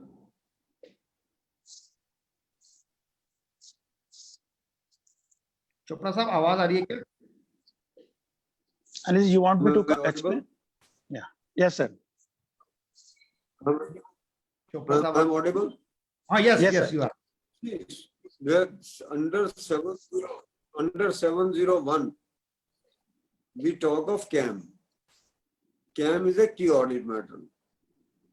No, CAM is something which arises out of the matters which I have been engaging the people who are charged with governance.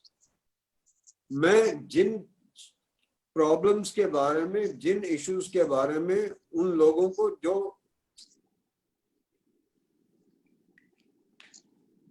आवाज चलेगी चोपड़ा साहब, हाँ आ जाएगी एक बार, हाँ अब आ गई। जो चार्ज विद गवर्नेंस हैं उनको बार-बार कम्युनिकेट करता हूं। वो प्रॉब्लम मेरी इन्वेंटरी की भी हो सकती है, वो प्रॉब्लम मेरी डेटर्स की हो सकती है, वो मेरी प्रॉब्लम किसी आर्बिट्रेशन केस की हो सकती है, वो प्रॉब्लम मेरी किसी मैन्युफैक्चरिंग प्रोसेस की हो सकती है, किसी भी चीज की हो सकती है। पर अगर कोई ऐसा आइटम है जिसके ऊपर मुझे बहुत ज्यादा चिंता है अपनी रिपोर्ट को लेके कि भाई इस पे कल क्या होगा, and tomorrow it can be in a different form, it can be even with regard to the internal controls, basically let's be very clear about it. It can be with regard to fixed assets, very frank, the capitalization of the fixed assets. It can be agar aapka capital work in progress has been there for a very long period and you are not capitalizing it for different reasons, aap koi bhi reason uske de rahe hain, then the auditor will definitely communicate it with the people who are charged with governance, और वो अगर उसको ये लगता है कि भाई ये मुझे मैटर यहाँ पे लाना चाहिए, आज की डेट में मैं सेटिस्फाइड हूँ, उससे कोई दिक्कत नहीं, but tomorrow it can have some kind of repercussions basically, then he can definitely bring it as a matter of key audit matter. पर key audit matter कभी ऐसा नहीं होगा कि जो मैंने डिस्कस ही ना किया हो with the management, and key audit matter will be something जो मुझे, जैसे हर impairment जो है, let's be very clear, अगर impairment of assets है तो उसकी जो assumptions और presumptions को, उसकी valuation को लेके मेरा जो फिगर है वो कैम में आएगा ही आएगा हर सूरत में। Investment in your subsidiaries, investment in your associates, अगर उनका कुछ हो, मतलब कि उनकी अगर ठीक नहीं चल रही है, कंपनीज ठीक नहीं चल रही है, it becomes a key audit matter for me. आप उसको कॉस्ट के ऊपर वैल्यू कर रहे हैं, आप मुझे फिगर सारी दिखा रहे हैं कि हाँ जी अगले साल में ये प्रॉफिटेबल हो जाएंगे, इसलिए हम इसको इंपेयर नहीं कर रहे, but all those items he will like to bring it by way of a key audit matter. Emphasis of matter ये है कि भाई आप किसी चीज पे क्लैरिफिकेशन देना चाहते हैं, you want to expand it, कि कोई आर्बिट्रेशन में मैटर है, आपने उसको लिख दिया कि भाई ये मैटर आर्बिट्रेशन में है, इसका अमाउंट इन्वॉल्व इतना है, and the outcome of it may have something. इससे ज्यादा और कुछ एम्फेसिस ऑफ मैटर में नहीं है बेसिकली। दिक्कत क्या, और कैम कभी भी, जिस चीज को आपने कैम दे दिया वो क्वालिफिकेशन में नहीं आएगा, और जो आपने क्वालिफिकेशन में दे दिया वो कभी भी कैम में नहीं आएगी। पर कैम और ईओएम आपस में कभी इंटरचेंजेबल हो सकते हैं, और ये भी हो सकता है कि कोई मैटर आपने क्यू ऑडिट मैटर में भी लिया और ईओएम में भी लिया, हालांकि होना नहीं चाहिए, but people do it and the standard does provide for it.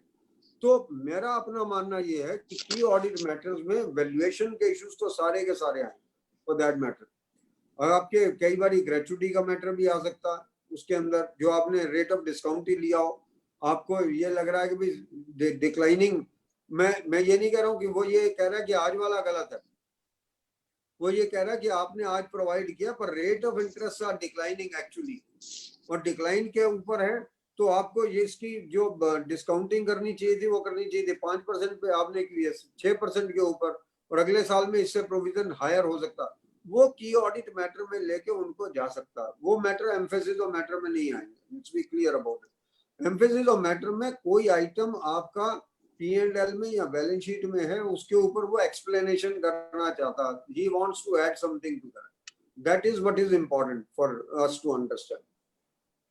Good ji, thank you, thanks a lot. Rohit ji और गोपाल अग्रवाल जी, गोपाल जी, हाँ रोहित जी। Yes. मेरा 2 रिक्वेस्ट हैं। एक तो आज का जो है ये, क्योंकि कोविड का एक अनफॉर्चुनेट इवेंट आया हुआ है, तो आज का जो ये पूरा का पूरा वेबिनार है, इसको सर्वे भवंतु के मंत्र से आप संपन्न करिए, और अगले कोई फ्यूचर अनाउंसमेंट्स हो तो आप कर सकते हैं।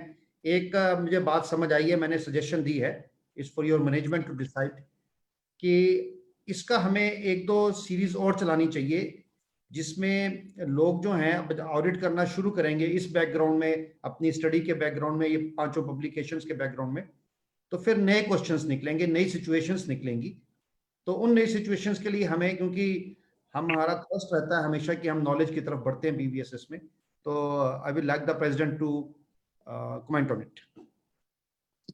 देखिए, मेरा भी बिल्कुल यही सोचना था, और जिस तरह की यहाँ पर इश्यूज क्रॉप अप होके आए, चाहे वो डेटर्स के जो रिसीवेबल के ऊपर प्रोसेसिंग की बात है, वो बड़ा इंपॉर्टेंट इशू एक निकल के आया है, और वो कितना प्रैक्टिकेबल है ये समझना पड़ेगा, क्योंकि हमने थ्योरेटिकली तो डिस्कस किया है, लेकिन इसमें बहुत प्रैक्टिकल डिफिकल्टीज हमें आने वाली हैं इसकी रिकास्टिंग में, तो ये हमें इशू आगे चाहिए होगा। और भले ही वो NRV का भी डिस्कशन हुआ, उसमें भी कई पॉइंट्स निकल करके आए, तो इस एनवायरनमेंट में ऑडिट करना एक चैलेंज रहने वाला है, और उसमें प्रैक्टिकली होना क्या है कि एज ए ऑडिटर मुझे ये नहीं पता होता कई बार कि आखिर मैं कौन सा डॉक्यूमेंट ऐसा लूं जिससे कि मैं अपने ऑडिट एविडेंस की रिक्वायरमेंट करूं, या अकाउंटिंग स्टैंडर्ड जो है या फिर जो इंस्टीट्यूट की गाइडेंस है उसको मैं पूरा करूं। तो निश्चित रूप से ये जरूर हमें आगे चलाना चाहिए। तो जैसा कि मैंने पहले भी कहा, मेरा प्रश्न भी था, बड़ा एक्सपर्ट पैनल बैठा हुआ है, कि ये जो अभी हमने एड्रेस किया है, इंस्टीट्यूट ने जो एड्रेस किया है इन इश्यूज का, और जो बैंक ऑडिट जिस तरीके से हुए हैं, मुझे ऐसा लगता है कि ये पार्शियली एड्रेस्ड है इशू, और ये जो एक पूरा हमें इस पे वर्किंग करनी चाहिए डिस्टेंस ऑडिट की, उस पर फ्रेमवर्क चाहिए, रेस्पॉन्सिबिलिटी क्या है एज ए ऑडिटर, कहाँ पे मैं डिस्क्लेमर क्लॉज डाल के एस्केप कर सकता हूँ, कहाँ पे नहीं कर सकता। क्या मेरे पास आज बहुत इंपॉर्टेंट एक डिस्कशन आया कि जो अल्टरनेट ऑडिट प्रोसीजर है वो बहुत इंटरेस्टिंग इश्यूज निकल के आए। तो गोपाल जी से कहूंगा मैं, गोपाल जी आप पूरा, क्योंकि इसको पैनी नजर से देखते हैं, गोपाल जी आप इसको कंक्लूड करें, और फिर मुझे लगता है हम कल्याण मंत्र के साथ इसको समाप्त करेंगे। और गोपाल जी आप साथ में वोट ऑफ थैंक्स भी, फॉर्मल वोट ऑफ थैंक्स भी करिएगा। Thank you, thank you. जब बात ये कि जब चोपड़ा साहब सामने बैठे होते हैं तो सच पूछो तो मेरी बोलने की हिम्मत नहीं पड़ती, हमारी बोलती बंद रहती है, हम बैठ बैठ के बट एक चीज मैं अपने फ्रेंड से जरूर शेयर करना चाहूंगा कि ऑडिटिंग स्टैंडर्ड जो सबसे मोस्ट इग्नोर्ड डॉक्यूमेंट है, और इसके अंदर भी हमने पंचतत्व को निकाला है। अगर आप सच मायनों में ऑडिट करना चाहते हैं तो कुछ हमारे स्टैंडर्ड्स ऐसे हैं जो पेरेंट्स स्टैंडर्ड है। जैसे हम अपने पेरेंट्स को हमें मालूम होना चाहिए, ऐसे हमें अपने स्टैंडर्ड्स को मालूम होना चाहिए। उसमें 700 और 705। अगर 700 मदर है तो 705 फादर है, क्योंकि फादर थोड़ा स्ट्रिक्ट होता है तो 705 पे जाने के लिए इसका you have to be little bit strict.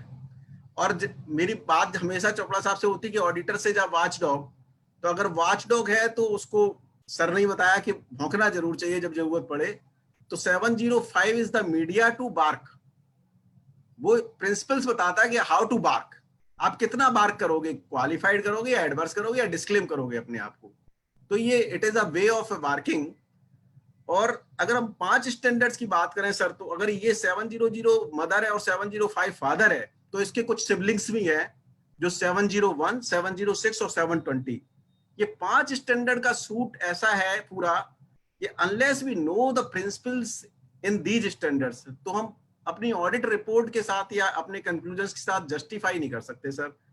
It is my humble request to my friends to kindly go through this in this. अभी ये लॉकडाउन नहीं है, बेसिकली देखा जाए हमारे लिए तो लॉकडाउन ही चल रहा है, कि ये 5 स्टैंडर्ड आप जरूर पढ़ें, सो दैट की क्लैरिटी आ जाए कि माइंड में कि कब क्या होना है। क्योंकि अभी कुछ सेंट्रल ऑडिटर्स का सर फोन आया, मुझे बड़ी खुशी सबसे बड़ी तो ये हुई कि मैं स्टूडेंट रहा चोपड़ा सर का, तो सेंट्रल ऑडिटर हम जैसे कंपोनेंट ऑडिटर से बात करने लगे, बोले यार कुछ ऑडिटर्स ने ब्रांचेज में डिस्क्लेमर दे दिए कि we are not in a position to opine, तो विच इज ग्रॉसली लॉन्ग। अगर आपने ये कह दिया कि हम ओपिनियन दे ही नहीं सकते, तो फिर टू माई माइंड सर आपने ऑडिट ही नहीं किया फिर तो, और ऑडिट नहीं किया तो कल को ये भी कह सकता है फिर फीस किस बात की आपकी। तो सबसे बड़ी बात समझने की यही है कि किस चीज को कहाँ रखना है। अगर हमारे 5 element, that is asset, liability, income, expenditure, इसी बात से मैं खत्म करूंगा, इक्विटी, इनमें कोई चेंज आता है फ्रेमवर्क के अकॉर्डिंग, आप देखते हैं कि फिगर्स फ्रेमवर्क के हिसाब से क्या होनी चाहिए और क्या है, अगर उसके बीच में मटेरियल डिफरेंसेस हैं, then you have to modify your opinion. फिर आपको 705 ही से सहारा लेना पड़ेगा, ना आपका की ऑडिट मैटर एड्रेस कर सकता, ना 706 ईओएम कर सकता, ना ओएमपी कर सकता, ना कोई और स्टैंडर्ड। अगर आपकी फिगर्स कहीं पे मटेरियली हिल रही हैं, जिसको मिस स्टेटमेंट कहते हैं, तो you have to take the call according to 705। अगर आपकी फिगर्स नहीं हिल रही है तो again there are number of matters. आप सब लोगों ने बहुत अच्छा बताया, गाइड किया हम लोगों को कि, और जो डिफरेंसेस खासतौर से वो है इनके बीच में बड़े कई बार देखा जाए, मैं चोपड़ा सर से भी चाहूंगा कुछ फीडबैक। 701 की ऑडिट मैटर्स की और इसमें गोपाल जी सिर्फ एक ही बात सर, सिर्फ आपको 1 मिनट के लिए रोक रहा हूँ सर। ये जो 720 की आपने बात कही है, 720 की जो आपने बात कही है sir, I think people have not read the standard at all, fortunately. अगर ये स्टैंडर्ड पढ़ लेंगे तो कई दिक्कतें कोविड-19 की अपने आप रिजॉल्व हो जाएंगी। क्योंकि अगर डायरेक्टर्स रिपोर्ट में या मैनेजमेंट कमेंट्री में ये लिख रहे होंगे कि जी फ्यूचर बड़ा ब्लीक है, तो मुझे गोइंग कंसर्न में उनकी फिगर्स लेने की जरूरत नहीं पड़ेगी असम्पशंस में। फिर मुझे डायरेक्टर्स के मुख से कई बातें विच में नॉट बी फाइनेंशियल, पर उससे पता लग जाएगा। क्योंकि ये 720 यही कहता है कि जहां पे नॉन फाइनेंशियल फिगर ना हो, वो इंफॉर्मेशन ना हो, बट नॉन फाइनेंशियल इंफॉर्मेशन से आप क्या गैदर कर सकते हैं, जो भी आपको मिल रहा है, उसमें मैनेजमेंट कमेंट्री भी हो सकती है, उसमें डायरेक्टर्स रिपोर्ट भी हो सकती है, उसमें और चीजें भी हो सकती है। अगर उससे आपको ये पता लगता है कि भाई मैनेजमेंट खुद कह रही है कि हम भी क्या, हमारे पास पैसा नहीं है या कुछ और चीज नहीं है, तो उससे कई चीजों का हल निकलेगा। 720 को पढ़ना मेरे हिसाब से बहुत ज्यादा जरूरी है, and people are not reading it. That's the most unfortunate part. तो कहते हैं गुरु लाइट दिखाने के लिए होता है, यस गोपाल जी, तो सही दिखाई और सही टाइम पे दिखाई। और मैं सर बताऊं, लास्ट कर मैं 10-12 एनुअल रिपोर्ट्स पढ़ी हैं, जिसके अंदर 30 to 50 times COVID word has been used by the directors in their various representations. So which is a very logical thing कि अगर आप 50 बार एनुअल रिपोर्ट के अंदर इस टर्मिनोलॉजी को यूज कर रहे हैं और बता रहे हैं कि क्या इम्पैक्ट आने वाले हैं, क्या हुआ है, तो सर ने बिल्कुल हाईलाइट कर दिया इस पॉइंट को, वो 720 ही ऑडिटर्स को बताएगा कि किस तरह से आपने उस एनुअल रिपोर्ट को पढ़ना है और कैसे एड्रेस करना है, कि कहीं आप ऐसा ना हो कि हम सब चीजों को पॉजिटिव लेते चले और वहां सब कुछ नेगेटिव लिखा हो, तो इतनी इनकंसिस्टेंसी आपस में आ जाए। तो ये इस स्टैंडर्ड के ऊपर बिल्कुल सही लाइट डाली सर ने। ये 720 आप जरूर देखें, और जो recent published financial statements, it's my humble request to all of you to please go through it. It will help us out कि किस तरह से लोगों ने कोविड के इम्पैक्ट्स को डायरेक्टर्स ने बताया और किस तरह से फिर ऑडिटर्स ने उसको एड्रेस किया हुआ है. और बड़ी it is a really great privilege for me to present the vote of thanks, that too before Chopra ji and such a great panel, Anil Sharma ji, Anil Gupta ji. तो आज का session बहुत अच्छा रहा और इसमें कई और सेशंस की इस तरह से जरूरत है. ऑडिट रिपोर्ट तो सर एक ऐसी चीज है कि चोपड़ा सर बैठे हों और अनिल जी, अनिल शर्मा, ये सब ये लोग बेसिकली रिपोर्ट्स के रिसर्च स्कॉलर्स हैं. मैं तो ये कहूँगा. तो आप लोगों से गाइडेंस लोगों को मिलता रहे और रोहित जी और विपिन जी के इसी तरह से एफर्ट्स और हम लोगों के लिए मोटिवेशन कि आप इस तरह के प्रोग्राम इस लॉकडाउन में करते रहें. लेकिन लास्ट में आप लोगों से सबसे रिक्वेस्ट मेरी यही है कि अगर आपको इंड-एएस पढ़ना है तो एएस पढ़ना पड़ेगा, राइट? और अगर ऑडिट करना है तो स्टैंडर्ड्स ऑन ऑडिटिंग पढ़ने पड़ेंगे. ये बता रहा हूँ क्योंकि मैंने जब आईएफआरएस की क्लासेस की तो ऊपर से निकल गई तो मुझे लगा क्या सारी फैकल्टी गलत थी. देन आई रियलाइज्ड कि नहीं, मुझे अकाउंटिंग स्टैंडर्ड्स की नॉलेज नहीं थी. तो एएस जब आप पढ़ेंगे फिर आप इंड-एएस पे जाएंगे क्योंकि they are more advance versions. और अगर आप कहीं फंसते हैं तो ये मेरी हम्बल रिक्वेस्ट है कि भले ही आपके पास इंड-एएस एंटिटीज ना हो, अगर आपको कहीं से गाइडेंस बहुत अच्छा लेना है तो आप इंड-एएस जरूर पढ़ें. अगर एएस 4 से हेल्प नहीं मिल रही है तो इंड-एएस 10 से जरूर हेल्प मिलेगी आपको, नो डाउट अबाउट इट. अगर एएस आपका 10 सपोर्ट नहीं कर रहा है तो इंड-एएस 16 में आपको जरूर गाइडेंस मिलेगा. So with these words, friends, I would like to seek your permission and the permission of the gems of the profession appearing before me on the screen to say I am really grateful to be the part of this webinar. And of course, time and again we'll seek. And हम देख रहे थे कि अभी indirectly हमारे भगवान Das Gupta ji, he is there. So I'm really grateful to all participants also and thank you very much. Rohit जी. अब हम पूरे विश्व में शांति की कल्पना करते हुए और शांति के लिए प्रार्थना करते हुए और पॉजिटिव वाइब्रेशंस के साथ इस आज की मीटिंग को समाप्त करेंगे. कल्याण मंत्र के साथ सभी हाथों के कल्याण मंत्र का पाठ करेंगे.